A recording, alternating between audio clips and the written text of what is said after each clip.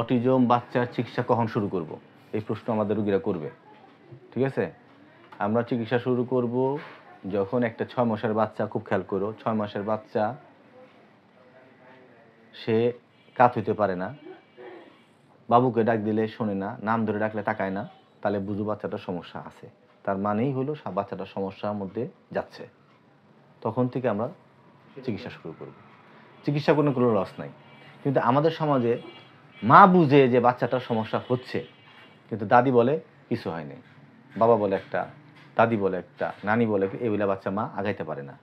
এটা ঠেকতে ঠেকতে 3 বছর পর ডাক্তার কাছে নিয়ে যায়, ডাক্তার আবার ওষুধ দেয়, ওষুধ খাওয়ায় দেখেন। এরপরে বাচ্চা বাবা ডাক্তার বলে ইজি করেন। কি করতে বলে? ইজি। ইজি মানে ইলেকট্রো ইনসাফালোগ্রাম, মানে ব্রেনের কীভাবে ফাংশন হয়, ঘুমন্ত অবস্থা করে, এটা করতে গিয়া আরও সময় নষ্ট হয়। পরে বলে যে হয়তো কোনো কারণে বাবা মা, ওর বাবাও কথা বলছে দেরি করে, ওর মার ওই সমস্যা ছিল ছোটোবেলায় দেখছি, ওর মনে একটু সময় লাগবে, এই করে বাচ্চার দেরি হয়। কিন্তু এটা সম্পূর্ণ ভুল। আমরা যখনই প্রবলেম দেখব তখনই শুরু করে দেব। ডাক্তারের হাতে, থেরাপিস্টের হাতে কখনো বাচ্চার সমস্যা হবে না। অতএব যখনই আমরা মনে করব বাচ্চা বয়সের সাথে উন্নতি হচ্ছে না, সঙ্গে সঙ্গে আমরা কী করব? থেরাপি শুরু করব, অ্যাওয়ারনেস হব, অ্যালার্ট হব, শেষ। এবার আসো পরের প্রশ্ন। একটা প্রশ্ন থাকবে, তুমি কি করে বাচ্চার সিকিং অ্যাভয়েডিং বিহেভিয়ার তুমি বুঝবা?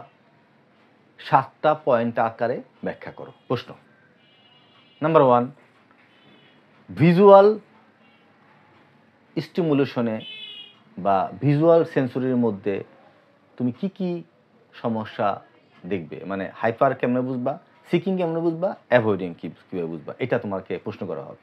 তুমি 7টা আকারে টেবিল করবা। এদিকে লিখবা ভিজুয়াল, একটা টেবিল করে বামে লিখবা সিকিং, ডাইনে লিখবা অ্যাভয়েডিং। ধরো ভিজুয়ালের মধ্যে, তাহলে তুমি সিকিং কখন দিবা? বলবা যে স্যার, স্যার তো বলবা না, খাতায় লিখবা, বলবা যে যদি দেখি বাচ্চা এক মনে দেখতে আছে, ফ্যান দেখতে আছে, চোখ আর পলক ফালায় না। 6 মাসের বাচ্চা? 2 বছর হইতে পারে, 3 বছর হইতে পারে। বাচ্চা বাচ্চা একটা মুরগি পালক সারাদিন বলে ঘন্টা পর ঘন্টা দেখবে, সিকিং বিহেভিয়ার। ঠিক আছে? বাচ্চা কলমটারে বারবার এরকম লাগাবে আর দেখবে, খালি ঘুরাবে।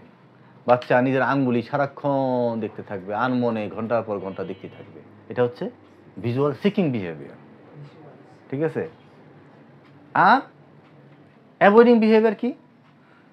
বাচ্চারা বলবো, বাচ্চা বাবু দেখো তো, বাবু এটা কি, দেখো তো কি সুন্দর গোলাপ ফুল, গোলাপ ফুল, শুরু করে দিল। ঠিক আছে? বাবু দেখো তো এটা কি, কর মতো লাগে না, দেখলো না। বুঝতে পারছি? কোনো কিছুর দিকে তার খুব স্থায়ীভাবে সে তাকাবে না, খালি ছটফট ছটফট করবে, তাকাবে না। তাহলে এটা হলো অ্যাভয়েডিং বিহেভিয়ার। এটা কি হলো? অ্যাভয়েডিং। এবার আসো স্মেলের, অলফ্যাক্টরির সিকিং, অ্যাভয়েডিং, দুইটা টেবিল করবা। অলফ্যাক্টরি সিকিং কি হবে? বাচ্চা সারাক্ষণ গন্ধ নিবে। ঠিক আছে? ময়লার গন্ধ নিবে, বাজে গন্ধ নিবে, সুগন্ধ নিবে, দুর্গন্ধ নিবে, বগলে হাত দিয়ে গন্ধ নিবে। এমন গন্ধ সিকি এমন হবে, পায়খানার রাস্তায় বাচ্চা নিজের পায়খানার রাস্তায় হাত দিয়ে আবার নিজে শুনবে। অন্য চুলের গন্ধ নিবে, মোজার গন্ধ নিবে। এটা কি? সিকিং। অ্যাভয়েডিং হচ্ছে কোনো সাপোজ কোনো পারফিউমের গন্ধ সহ্য করতে পারবে না, কোনো কটু গন্ধ তার সহ্যই হবে না, কথা করলার একটা তিতা গন্ধ আছে, সেটাও বাচ্চা সহ্য করতে পারবে না। এটা কি? অ্যাভয়েডিং। এবার আসো টাচ। সিকিং কি হবে? টেকটাইল, টাচে বলবা, টেকটাইল বলবা। সে বাচ্চা কি করবে?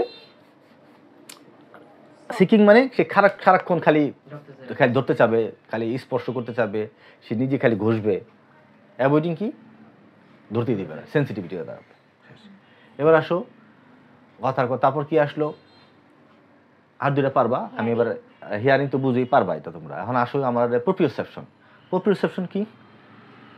বাচ্চারে ধরো এমন জোরে ধরবে বাচ্চা, তোমারে মনে হবে তোমার পেট, শ্বাস নিতে পারতেছ না। কথার কথা, একটা 7 বছরের বাচ্চা তত জোরে ধরার কথা না, কিন্তু অনেক জোরে ধরবে। ও বুঝবে না যে কতটুকু জোরে দিলে আমার হাকিং করলে আমার অপরপক্ষে কষ্ট পাবে না, এইটুকু উত্তর নাই। কলম দিয়ে ধরলে এমন লেখা লিখবে, ছিঁড়ে ফেলবে, মানে ওই প্রফেসর তার নাই, পেজ ছিঁড়ে ফেলতেছে। এটা হলো সিকিং, প্রোপ্রিওসেপশনের সিকিং। অ্যাভয়েডিং হালকা করে ধরবে, লিখলে পাবে না, এগুলো উল্টাটা। এবার আসো ইন্টারসেপশন। ইন্টারসেপশন কি হবে? সিকিং কি হবে? সে খাইতে আছে, পেট ভৈরা হয়েছে, বমি করে দিয়েছে, আখিল খাবে।